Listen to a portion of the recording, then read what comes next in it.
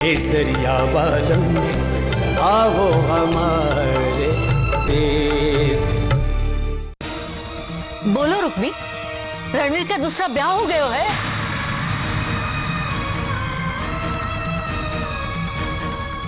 हाँ दादी साहब, कुंवर सा का दूसरा ब्याह हुआ है।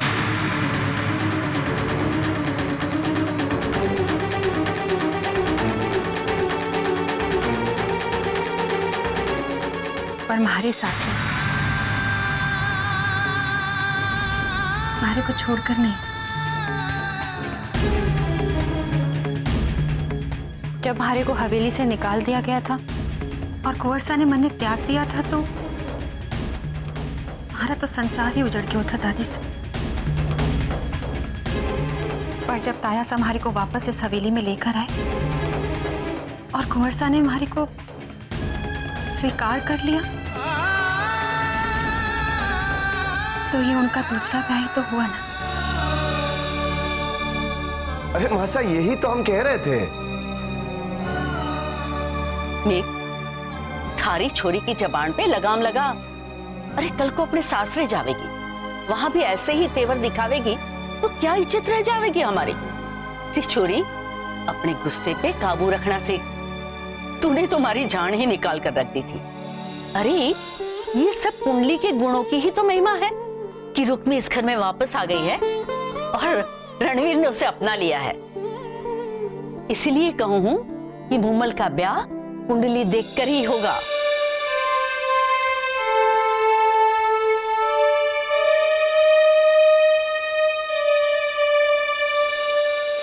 ताया सा, I'm sorry। मैं दादी सा का दिल नहीं दुखाना चाहती थी, लेकिन गुस्से से मेरे मुंह से सब सच निकल गया। तो तू हमेशा अपनी नाक पर इतना गुस्सा धरे काहे रहती है? वो भी अपनी दादी सा के सामने। अरे उनके सामने तो थारे ताया सा और मैं अभी तक सर झुकाकर बात करते हैं। I'm really sorry। आगे से ध्यान रखियो बेटा, हमने जो कुछ किया है मासा की खातिर किया है और हमारे किए कराए पर पानी न फिर जावे। अगर मासा चाहे है कि कुंडली देखकर ही थारा ब्याह होएगा तो थारा ब्याह कुंडली देखकर ही होएगा। थारे को लड़का पसंद है, ठीक है। ये लड़का थारे भाग्य में होएगा तो तुम दोनों के गुण मिल जाएंगे, वरना इस खानदान की छोरी के लिए अच्छे लड़कों की कमी ना है।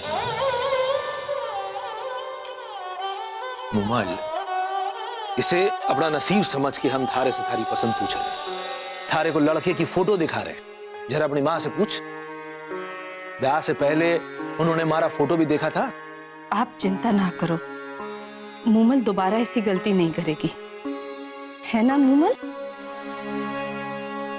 ये तो शिव जी की कृपा है कि आज अनहोनी होते होते टल गई। जब मासा ने रुक्मी से पूछा, मारा तो कालजा ही कचड़ गया। लगा कि अब मौका मिला है, अब ये हमसे अपना बदला ले लेवेगी। पर शिव जी की कृपा से रुक्मी ने ठीक ठाक ही बोला। अब वो हमें जीवन में कभी धोखा देने की हिम्मत ना करेगी। हमने उसे उसकी औकात दिखा दी है।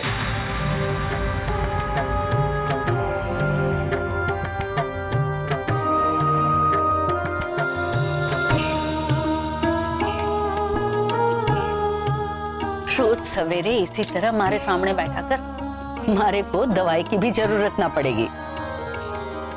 दवाई ना लेने का अच्छा बहाना है दादी साहब, पर दवाई तो आपको खानी ही होगी। तू मानेगी थोड़ी ना। ला,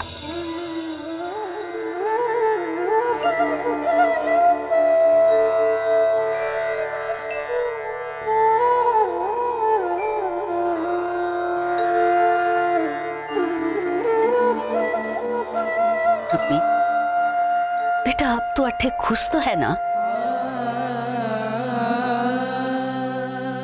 बहुत खुश हूँ दादी साहब।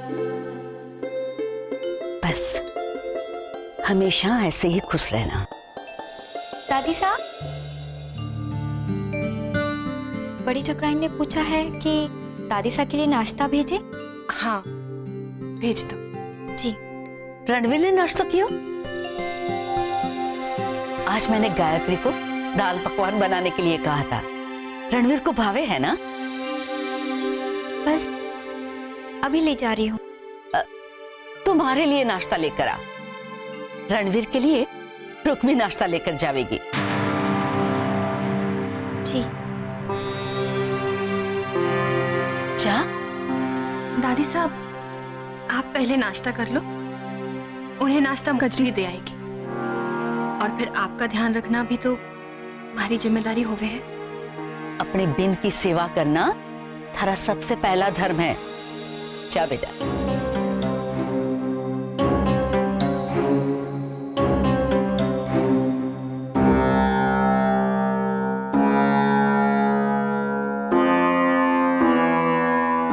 अरे जा ना।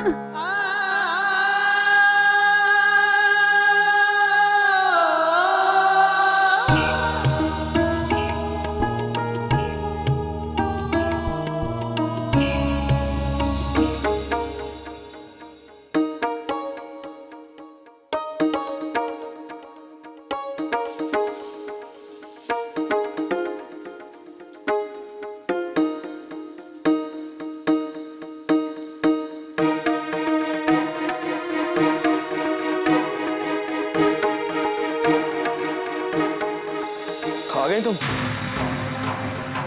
मुझे तो लगा था कि अच्छा खासा मौका मिला है भागने का, वापस नहीं आओगी। लेकिन मैं तो भूल ही गया था। जब से तुम दोनों बहनें मेरी जिंदगी में आई हो, मेरी तो किस्मत ही खराब हो गई।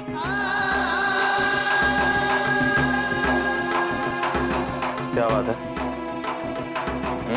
इस बार माँ बाप ने सिखा पढ़ा कर भेजा है क्या? या फिर पलट कर जवाब देने की हिम्मत ही नहीं रही?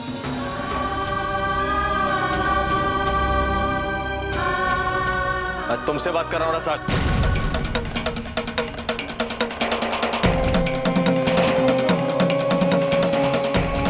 तुम निकल जाओ यहां से। 100 बार तुम्हें कह चुका हूं ना, नौकर हो नौकर की तरह रहो। बिना इजाजत मेरे कमरे में आने की जरूरत नहीं है। वो दादी साहब ने आपके लिए नाश्ता लाने को कहा था। और तुम्हें मौका मिल गया इस तरह मेरी बेंदनी की गैर हाजिरी में सच सच कर आकर मुझे फंसाने का। क्या कह रहे हो परसों? रसाल हमारी छोटी बहन है। और इस हवेली की ठकुराइन। और तुम सिर्फ एक नौकरानी। ये फर्क कभी मत भूलना तुम। मैं नहीं भूली कुंवर साहब, हमारा विश्वास करो। तो दादी साहब ने। अरे तो दादी साहब से कुछ भी झूठ बोल देती और फिर बाहर जाकर कजरी को मेरा नाश्ता लाने के लिए कह देती। फिजूल में सुबह सुबह आकर अपना अनूठ चेहरा दिखा दिया और पूरा दिन खराब कर दिया मेरा। दादी साहब से झूठ कैसे बोलती कुंवर साहब? क्यों? झूठ बोलना तो तुम्हें अच्छी तरह आता है ना। लोगों को धोखा देना तुम्हारे लिए क्या मुश्किल काम है? करो।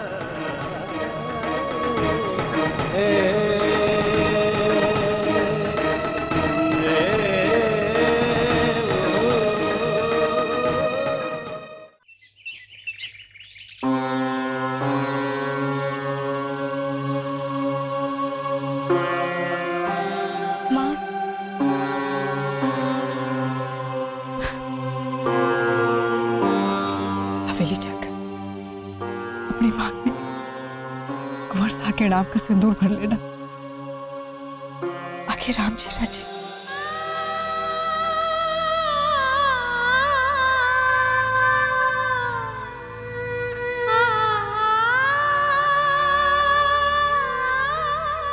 तूने मारी पगड़ी की लाज रखी और जे थारे गलत कदम से मारा सर किसी के सामने झुका तो तू मारा मरा हुआ मुंह देखेगी। शुभ शुभ बोलो जी, खाए जाते जाते छोरी को रुला रहे हो। कल रात के बाद कल रात के साथ बीत गई। रसा तू जा, वरना देर हो जाएगी बेटा। ये ले मायके की सौगात, थारे सासरे लेकर जा। कुछ नमकीन बांधी हो बेटा, ले। मायके से सौगात में जड़म भर के आंसू मिले माँ। चिड़े पीते पीते झपाड़ वैसे ही खारी हो जाएगी।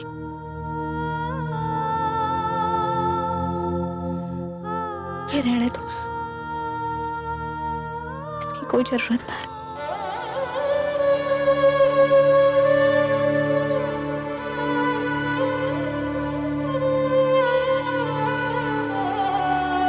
जीजी,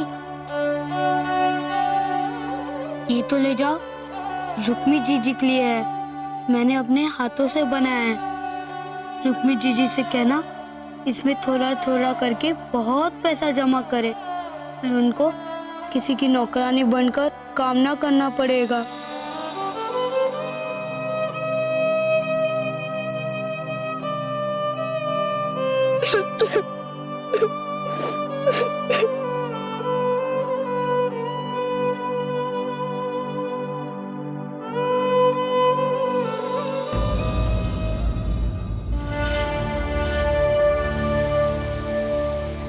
मैं अंदर आ जाऊं जीजी? थारे को अंदर आने के लिए इजाजत लेने की कोई जरूरत नहीं है रुक्मी, आजा।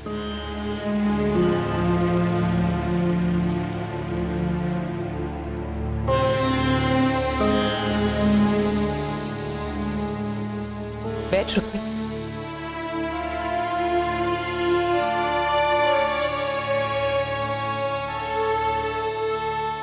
चलो चलो।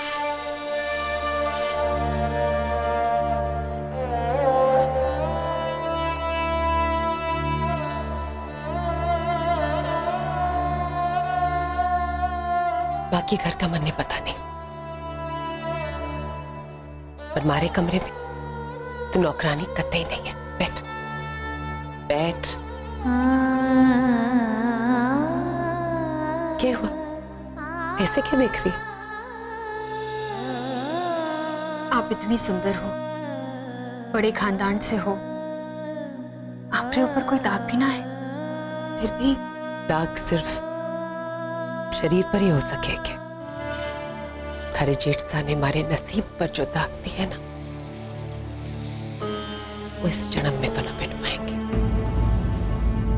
पहले ताया सा, अब पन्ना सा, दोनों ने दूसरी शादी कर ली, और अब थारे जेठ सा भी अपना अधिकार जताने लगेंगे।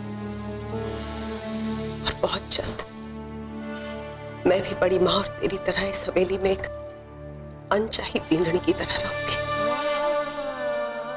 आप ऐसा क्यों सोचते हैं जीजी? मैं सोच नहीं रही हूं, मैं जानती हूं थारे जेठ सा तो वैसे भी हमारे साथ खुश ना है। उनके आने जाने पर सवाल पूछती हूँ, उनके झूठ का साथ नहीं देती। पढ़ी लिखी हूं ना, इसलिए हर बात चुपचाप सहने की आदत ना है। और ऐसा करके आप खुश हैं? हाँ, बहुत खुश हूं। इतनी खुश कि अपनी खुशी छुपाने के लिए शराब का सहारा लाके। आप जेठ सा से बहुत प्रेम करो हो ना? पता नहीं। जी ना करती तो सब कुछ सहकर भी अठे ना रहती। मैं आपकी तरह पढ़ी लिखी तो ना हूं जीजी, पर इतना जानू हूं कि जे हम खुश रहने की कोशिश करें तभी दूसरों को खुशी दे सके। बहुत सीधी है रुक्मी, पर जीवन इतना सीधा नहीं हो गए। जीवन तो सीधा ही होवे है जीजी, उसे उलझा तो हम देवे हैं। पर ताली एक हाथ से ना बाजे। पर दूसरा हाथ भी तो अपना ही होवे है ना जीजी। ये बात अगर हम मान लें तो खुश रहना कितना आसान हो जाएगा। तुझे क्या लगे मैंने तेरे जेठ सा को अपने पल्लू से बांध कर रखने की कोशिश न की, अपना बनाने की कोशिश न की, पर उन्हें मारा प्यार बोझ लाके अपने बींद का प्यार पाने के लिए मैं अगर अपनी जान भी दे दूं ना, तब भी वो मारे को स्वीकार नहीं करेंगे। तो फिर जान देने का क्या फायदा?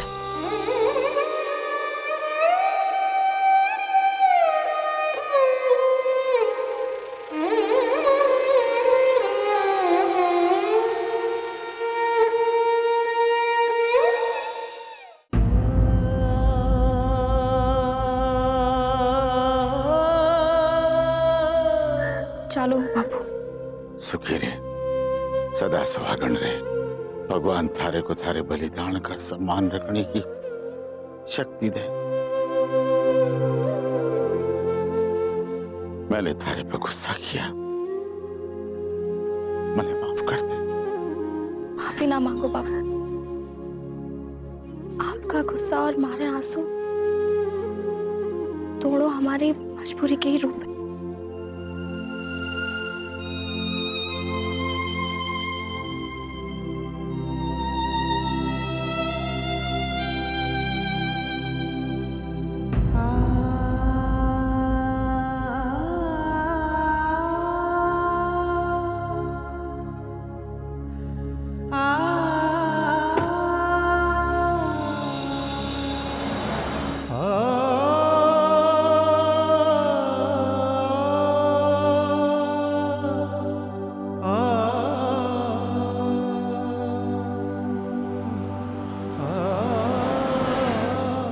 पता नहीं किस सफर पे निकली हूँ, कट्ठे जा रही हूँ, हमारी मंजिल कट्ठे है। हमारा साथी कौन है? रुक नहीं सकती, यूं ही चलते जाना होगा, ना चाहते हुए भी।